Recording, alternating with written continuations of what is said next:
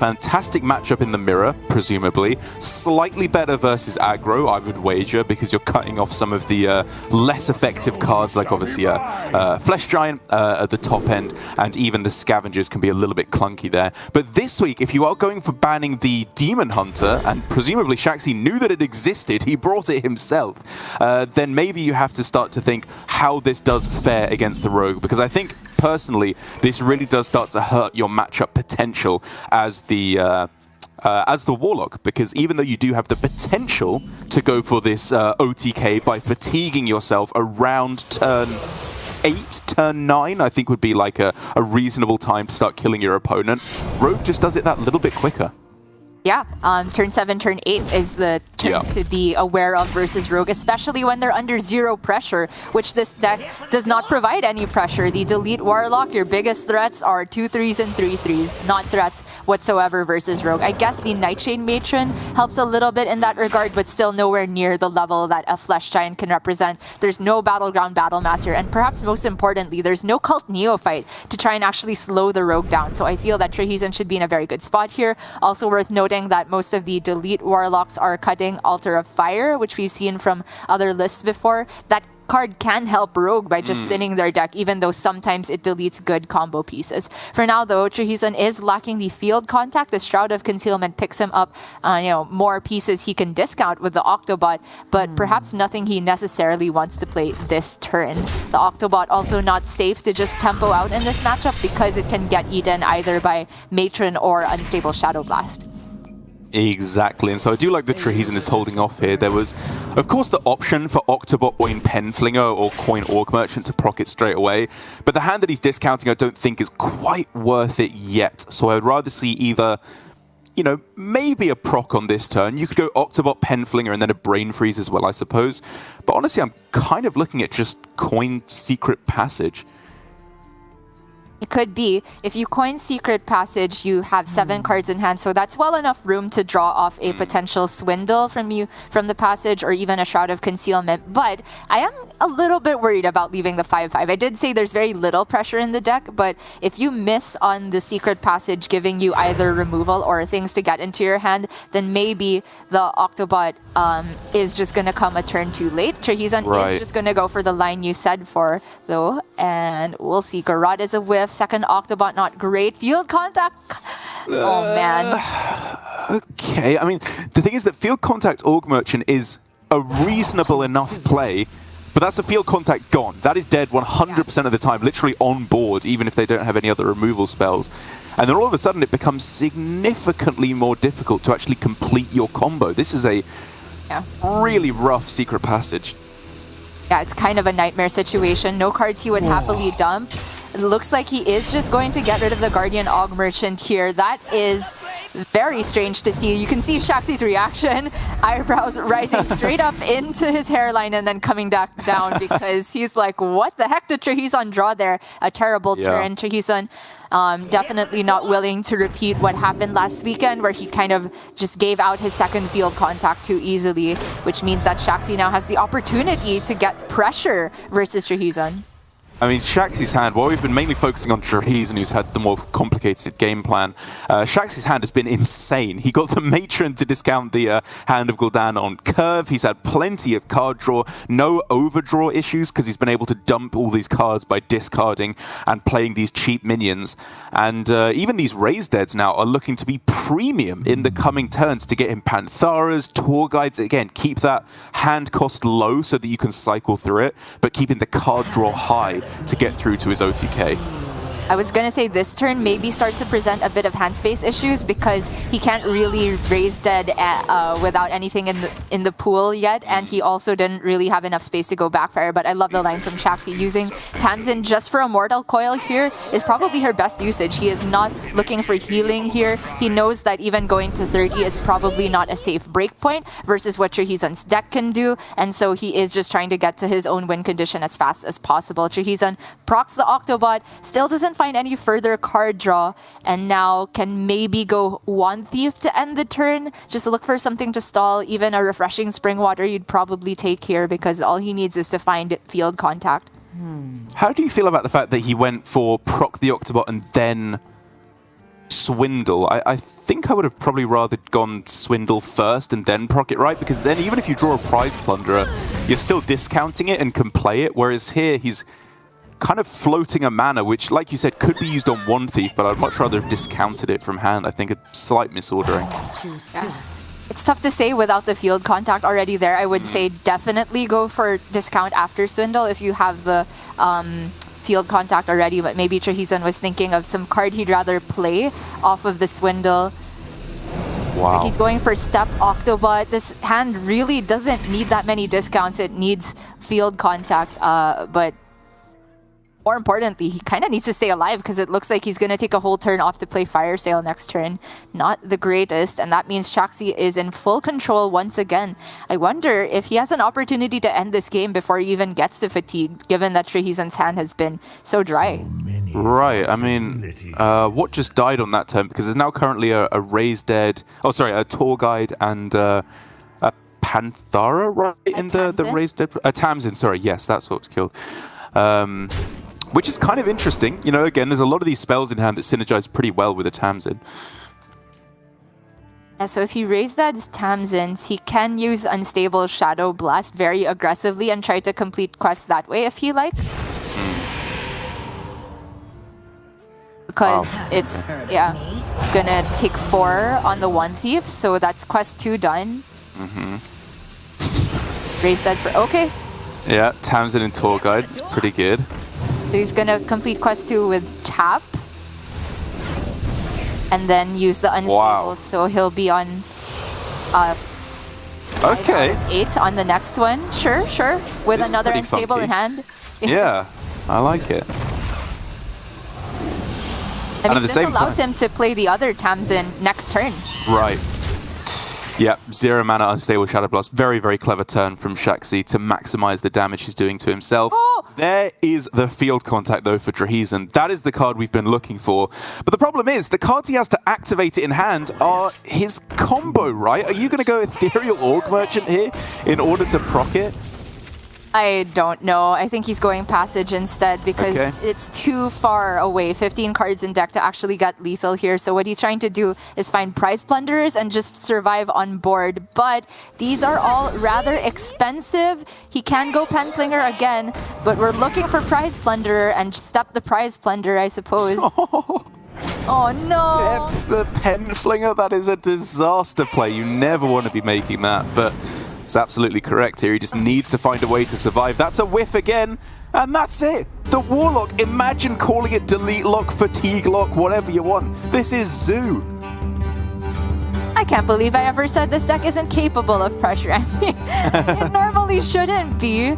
The pan out from Trahison, obviously we can argue back and forth whether that was a passage turn first or just Octo-Procto and wait for field contact, but I think both lines were reasonable. The real disaster here was this passage was unplayable. He got complete, I mean, not garbage cards, but cards that are too good to be dumped, right, in the field contact. And the Octobot, we can talk about maybe he was in a bad position or a bad enough position that he needed to go Octobot Og Merchant and just try and have that distract Shaxy for a bit, but that very well could have panned out in the long run as Trahison running out of card draw. Just a really tough position. It was really tough, yeah, very interesting. I haven't seen a situation like that before, and I wonder if you were just supposed to go for the for the field contact plus the Orc Merchant, because the play he was going for was kind of betting that you find both the contact and like a Prize Plunderer to clean up. Otherwise, you're going to start taking way too much damage, I think, very, very quickly from that Nightshade Matron, which in this instance proved to be a fantastic inclusion. We saw from Give Please last week, he actually didn't include the Matron. He was just going for the pure card draw list that doesn't run any of those threats at all. But in this instance, that extra 5/5 body, absolutely huge, as Trahison again struggling with that rogue. It is of course ticked off now, right? Because not ticked off, we're back in Conquest rather than last era standing. So we can have another go with the rogue, does still have to win with it, but it means the delete lock is out of the way for Shaxy. And it does mean that he's moving on now to this Shadow Priest, which we highlighted the Argent Squire in there because he's actually cut the Imprisoned Homunculus, which I think the Gandling Shadow Priest list has been solved for a very long time, but in classic Shaxy fashion, switching around a couple cards here and there. And I kind of like this decision actually because I feel that the Homunculus is not necessarily a good bring versus Handlock, and I think his lineup has a soft target on Handlock, the version with Flesh Giants at least.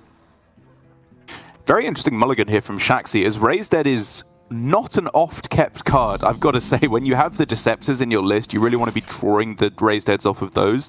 But I guess his thought process is that Void Touched Attendant is so good, I just want to Raised Dead it and get another one as soon as possible. Yeah, I would wager that's what he's thinking. And this is the type of hand that gets there against the no Octobot type of hand from Rogue. Just complete beatdown, win on board, don't need Elucia. That's reasonable to think that that's above average. But Shaxy gonna hold on to the Tiny Fin here to guarantee that he gets 2 targets with Wriggling Horror the next turn. The Attendant on 1 is very annoying for Trahison because Cult Neophyte is your instinctual play to try and challenge it on board, but of course it's just dead to a ping. Yeah, which does somewhat incentivize you to just go Dagger, potentially, I would look at on that turn. You're generally going to find at least some useful targets for it with Wriggling Horror, the 0 drops, Tour Guide, whatever it may be. And then you can follow up with the Neophyte plus Brain Freeze on the following turn. But here at the very least, it does make it a little bit more awkward into Wriggling Horror, because even though there's a VT, you can then, of course, follow up with a pretty powerful turn with either Penflinger Hero Power or potentially even all 3 of your 1-drops if you want to clear the board. And Shaxy with the face hit. I love this. The Neophyte just doesn't trade very well into anything, so might as well get that extra damage going through. I do think that the Neophyte on curve was still a good play for Trahison. I think I often fall into the fallacy of, oh, I just give the priest a good ping target if I play this minion. But if you don't give them anything to do, they oftentimes create an even bigger threat. And we do see that the Neophyte is able to potentially receive spell damage, so Brain Freeze can one-shot take down the Void Touched Attendant. Of course, the Neophyte then will probably trade into the Tiny Fin, and Trahison still not necessarily ahead on board, but he can play Prize Plunderer or Penflinger to clear everything if he likes. Wow, going face as well. So you can go Brain Freeze and then Prize Plunderer, I guess? Yeah, okay. Pretty spicy. Interesting. It is, yeah. I mean, it gets him time, right? The play I was looking at of Penflinger, Brain Freeze, and then trade the Neophyte would have just left him a 2-1 on board versus nothing on Shaxy's side. So this way, he actually ends up with a +2 minions rather than +1, which gives him maybe more time to play Kazakus the next turn. Well, you can get pretty funky here with the Tour Guides, the Wriggling Horrors, and of course, a Raised Dead still available, which means there's a Matron and a 0-cost minion. Sorry, Attendant, not a Matron, in there at the moment, and a 0-cost minion, which is okay, to be honest, right? You can go for Tour Guide Hero Power is probably better than Wriggling Horror, and then just fit in the 2 minions that you Raised Dead. It is reasonable. Shaxy deliberately trading his Wriggling there did indicate that he would rather have a chance of getting Wriggling Horror back, though, which I sort of agree with, because it's a great way to really get the most value out of the Attendant in next turn, or even this turn if you wanted to coin it out on the 2 minions and not play the Attendant right away. It's just getting more value, more bang for his buck, because he is all in on this kind of fast approach here. At a prep, okay, not a good card, but maybe it can do something with a draw off the top, picking very, very fast there. I think that was the option for deal 3 damage to 2 minions on the other side, which is of course absolutely premium at this juncture. I didn't even see the keyword, but there was also an option for copy, so Rush Copy if that were available, Divine Shield Copy, I guess not so great against all these 1/1s, but you take anything proactive here, because what Trahison's done by using so many resources is use his own health as a resource now to play the Kazakus, and then he can go for as greedy of a golem he needs to try and win back the board. Because for now, Shaxy is going wide, so the deal 3 to 2 golem would be amazing here. Shaxy, I think, should end up shielding the 3-2 if he thinks it's a shoot 2 minion, but by shielding the 2-3, he's playing better against Rush Copy, I think. Yeah, I think that's reasonable. Like, protecting the attendant is the most important thing by a long way. Hits reasonable enough targets, and the lifesteal obviously absolutely huge, but that is a premium top deck for Shaxy. It is, and it can get him wriggling horror, which is enormous because getting one of these minions to 3 attack, especially the attendant, would let him take down the golem without any further lifesteal. That should be Shaxy's priority here. Trahison hitting the 3-2 was actually a very, very big deal just to make sure that Shaxy didn't have just trade and ping available. Misses on wriggling though, so now Trahison will get at least another 5 lifesteal at some point.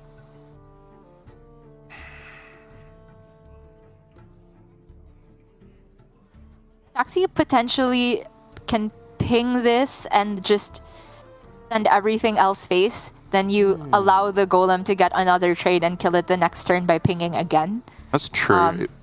It is scarier to shadow step and that type of thing, but I wonder if Shaxy feels like he can afford to play around it by this point. Problem is that if they trade into your attendant, even then 5 health, they take a fair bit of damage off the board. I kind of feel like you do have to kill it on this turn. I think it's just too scary because of that shadow step, as you said. Yep. Well, fair enough. Trahison back up to 26. Plenty of time, but he needs to hit big on the Shroud of Concealment. Oh, yeah. Looking for field contact, another prize plunderer. I think I just want maximum mana available. Even if it means I have to end the turn with Penflinger in play, that's fine. It's quiet. Oh! Okay, okay. With stealth as well. This is getting somewhere now. That Shroud was so clutch here, picking up the field contact with stealth, and Shaxy has no way to interact with that field contact, which means that Trahison can absolutely pop off. The Neophyte is an above average top deck though, because it means that the spells are very expensive for Trahison at the moment, but any cheap minion is huge. Well, low-key, is it just, like, lethal for Trahison? He can go, what, 5, 8, Garrot as well is an extra 4? Like, a couple of bleeds and he's there. Yeah, but 17 cards left in deck and you have to pay 3 for the Garrot. I think he's more likely to try and clear the board here. Fair enough, fair enough. Oh, I mean, bouncing a Flinger would be great to get the Octobot and then play it again, but it's too expensive to bounce, so he's going to go Passage here. Swindle costs 3. It's close. You can just go Orc Merchant, I guess. Yeah, try and kill off the Matron, the Attendant again. No worries. Oh man, where are the Brain Freezes? Where are the Prize Plunder? Where is the Prize Plunder? Yeah. I mean, this still allows for a complete clear, right? All the Attendants at least, which is the very important part. Ahead on board as well at this juncture. Yep, that's true. And that kind of means now that for Shaxy, no resources left. It's looking like Elucia top deck or bust.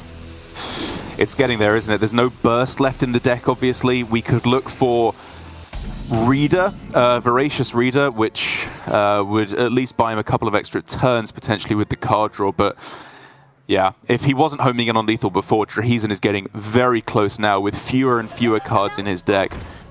The window is closing for Shaxy. Yeah, and no choice but to kill the field contact, even though he is just trying to send everything face, because if he left that on board, he could have just died right then and there. This Octobot is an insta for Trahison, no hesitation whatsoever here. Trahison just trying to get to the bottom of his deck, play all the Garrots, and close it out just like that. I don't think he has the mana to do so necessarily. Hold on. I mean, you can go Swindle, proc your Octo again. Prize Plunder is great. That's a full board clear. I don't think it necessarily works unless he's sure that he'll hit prep before he plays the other Garrot. But honestly, as long as he gets rid of this board, he's fine, right? Yeah, I kind of want to just play the Octobot just so my opponent can't Elucia it somehow and do some nonsense with that. Like, I think as long as you just play this as he's doing, nothing can go wrong. Even with Elucia off the top, it's just over. There was a potential to go like Elucia off the top, 1 mana Garrot, Secret Passage, and play 3 Bleeds, but I think he might have still been alive at 1 versus that. Was he at 9? Maybe, yeah. Yeah, very cleanly done from trahison. It was no hesitation whatsoever, and I'm happy to see it. The Garot Rogue redemption was a long way coming, but it has finally arrived, Yara. That's right. Yeah, it's what he needed. The confidence booster. I mean, as you can see there, just kind of a wry smile at the end and a deep breath as he's, I hope for his sake at least, absolved some of his nervousness, his nerves surrounding this deck after the disaster last week. But don't worry, 1-on-1, it's ticked off. We're happy, trahison. You can move on happily now to what he has next. I believe, given the rogue is ticked off, he now has obviously his priest and his warlock left. Going to be going with his own warlock up against Shaxy, and I believe that trahison is another one of the believers. Oh no, sorry, he's going with just the standard handlock, as we can see here. Handlock 2.0, I suppose, as we should call it, because now pretty much every build is including the Mithril Rods and the Mana Feeder Pantharas. I think a very welcome change. Although the previous list was one I played a lot, I liked it a lot with a Netheron in there as well, and the Tamsin, as most players had, which is often being cut now. But still, I think this list, the extra card draw helps you in the mirror and against aggro so much, and the weapon is just such an obvious inclusion when you see it. It's just absolutely busted in this deck.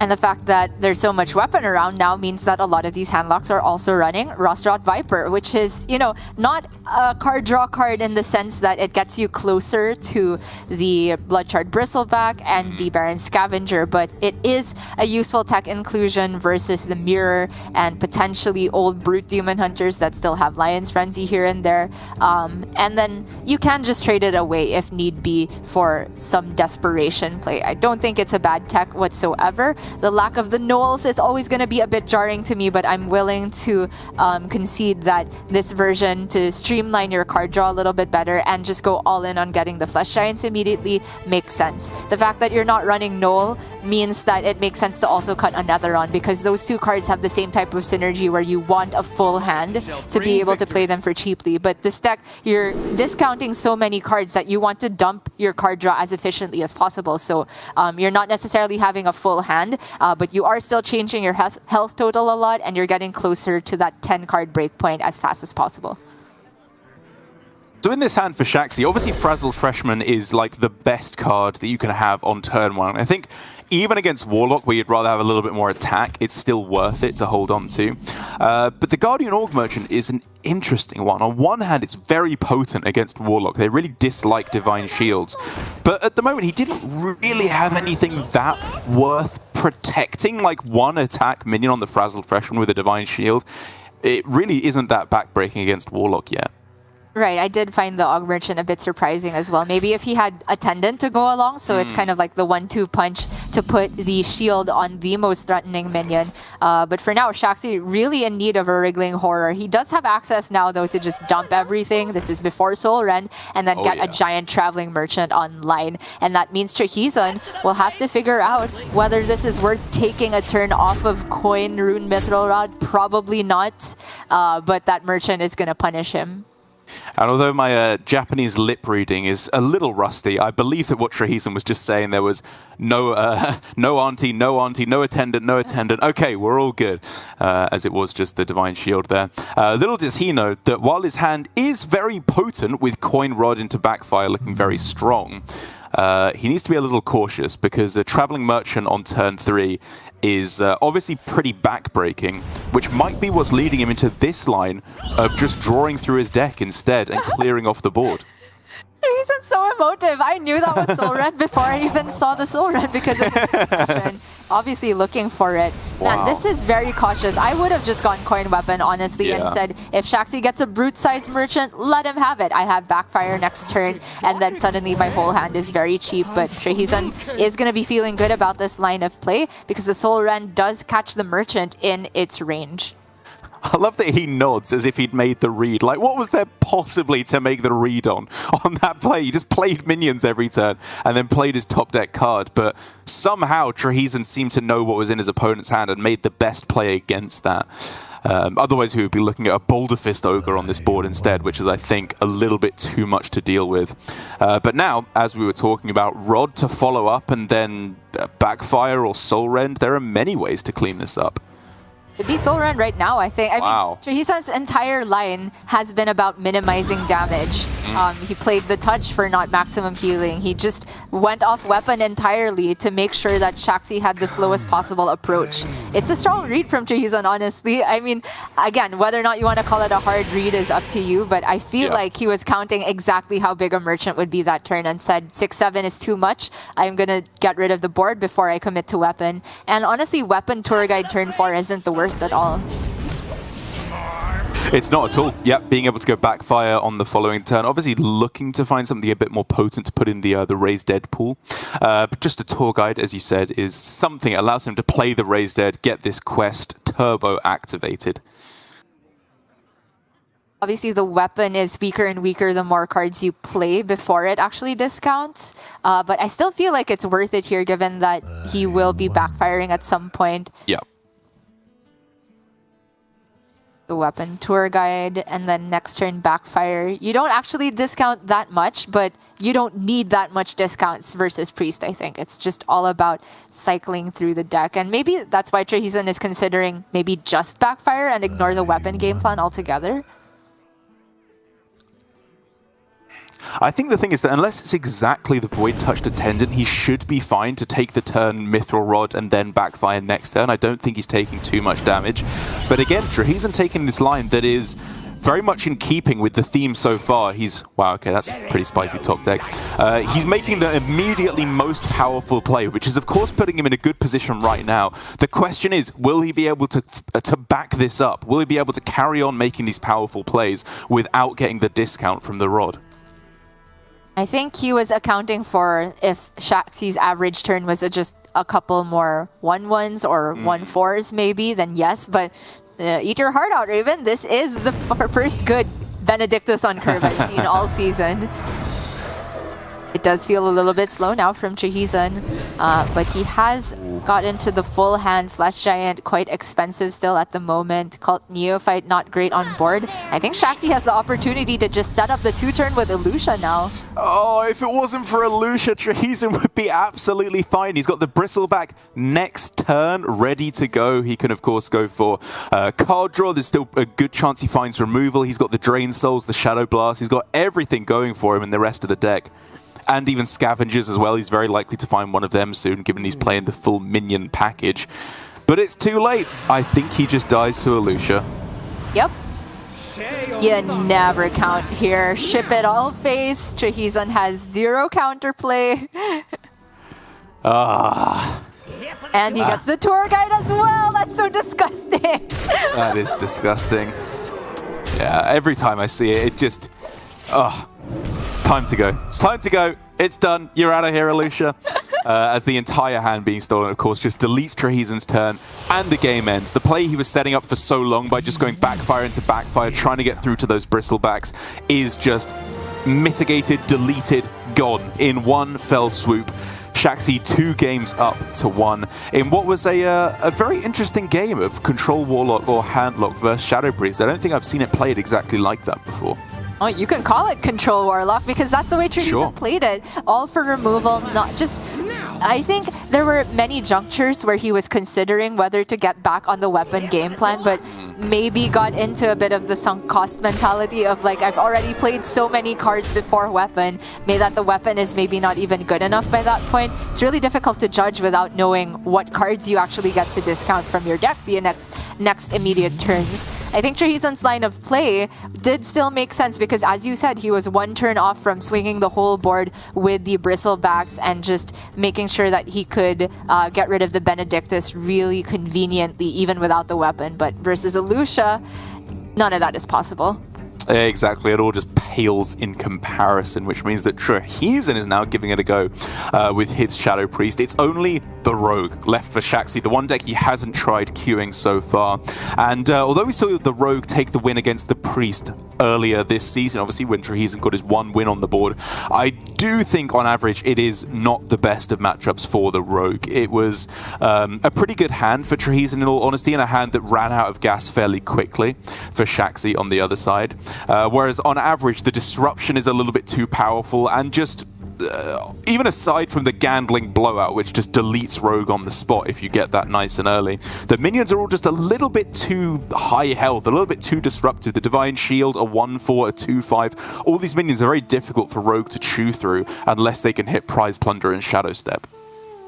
And it's interesting now to see trahison be on the Priest himself, because I feel that with both his Garrote Rogue and the Handlock, he played very similarly versus the Priest from Shaxy, which is he's just using his resources, not bothering with card draw too early or setting up for a big swing. Just saying that against the average Priest draw, if I just go 1-to-1, toe-to-toe with their resources, I will end up in a better spot the later the game goes. Again, there's always that Lucia addendum there, that if you don't get strong enough board control and leave one turn of slight weakness, the Lucia can absolutely punish you for it. But I wonder how Shaxy will approach it from his side now, because there is a Gandling for trahison and a good start with the Frazzled Freshman. Shaxy has access to Prize Plunderer, and I've seen players keep this without Octobot and Field Contact, but honestly, I'm of the school of thought that you keep Prize Plunder, Brain Freeze when you have the cards that make them a big swing, so Octobot and Field Contact.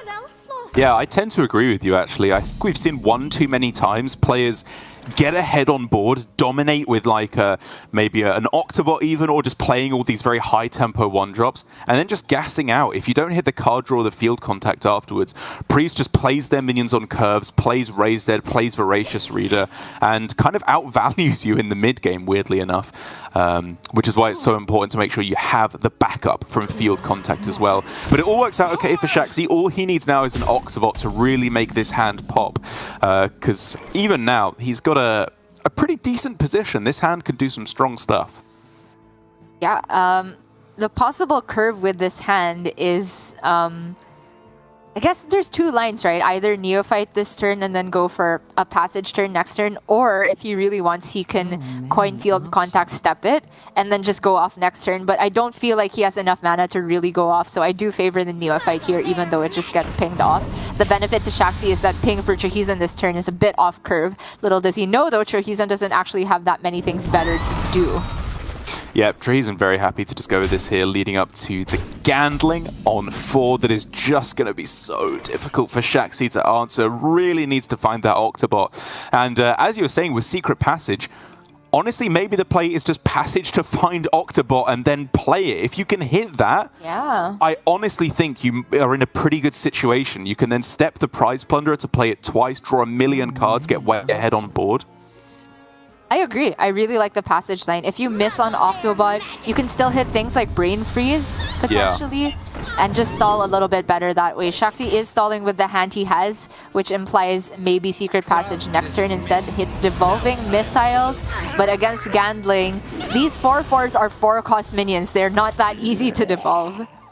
Yeah, exactly. You're not going to get much of a reduction in stats on average. I guess the benefit of Shaxy's line is that he just gets some stats on board. If you were predicting a Gandling plus 1 0-drop, maybe 2 0-drops, this helps in some way, because now all of a sudden you can actually clear the Gandling with a Brain Freeze if you were to get that off the Secret Passage. But it's a much lower ceiling turn in terms of its power. You're not going to be popping off with an Octobot. And in retrospect, I think that's a fair read for Shaxy to make, because he saw trahison keep another card, and 2 turns in a row, trahison floated 1 mana. So maybe you can figure out what's up there. Trahison gonna take the VTs on the 1 Thief. I agree with this. Just make sure Shaxy has as little to dictate the trades with as possible. And now, it's Coin Passage or just Passage is the question. Oh, it's Devolving. Okay. Wow, okay. Bit ambitious. It's the Gandling, though. Whoa. And it is below average in stats for a 3-drop. It's far below average. Now all of a sudden we're looking at Field Contact, Coin Prize Plunder. You can step it and play it again to clear everything but a 1/1. This was a monstrous turn. Yeah. I don't quite think he can get away with stepping the Field Contact, although it's worth considering. Yeah, no, I agree. I think with Secret Passage in hand, you rely on that to refuel you. Yeah. It's that same type of principle we were talking about, which trahison used to approach the matchup last time. Just playing enough to keep parity on board. Don't take too much damage. Don't get too greedy, because the longer the game goes, the better spot you are in. Well, theoretically, as long as Shaxy can hit more card draw. Yes. Because now trahison can hit this window where if you get rid of field contact and there isn't a second one, then Shaxy's threats only trickle out. They don't come all in one big wave, which trahison can deal with. Kind of an awkward turn. He can obviously get a VT on the prize plunderer, which is nice enough.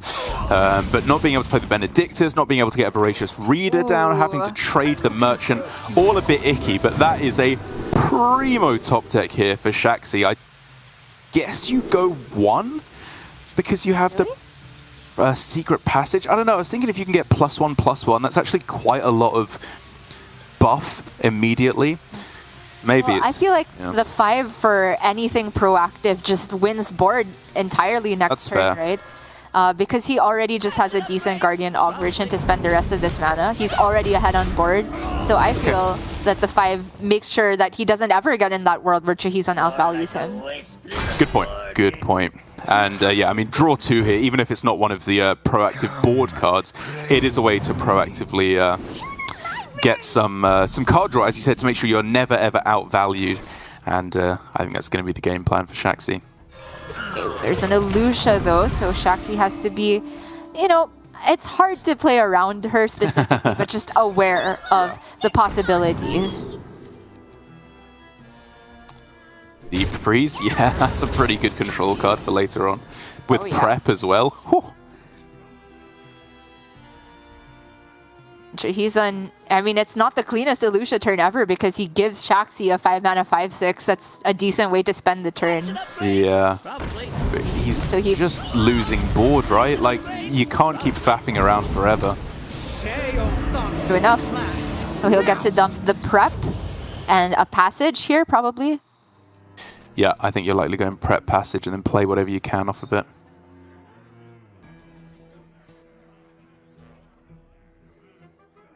Trahison checking out what's left in the tracker most likely, but you're playing any 2-drop here. Worth noting that oh, really? Swindle?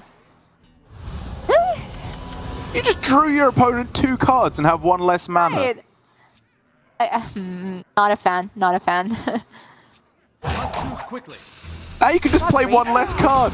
That was so weird. Yeah. That's not how you generally play an Elucia turn. Trahison hoping he would get, I guess, another prep off of the Swindle. I guess. But if that's not a guarantee, and he hasn't even seen any Garrots yet, so it's definitely not even likely that it's not worth going for, I think.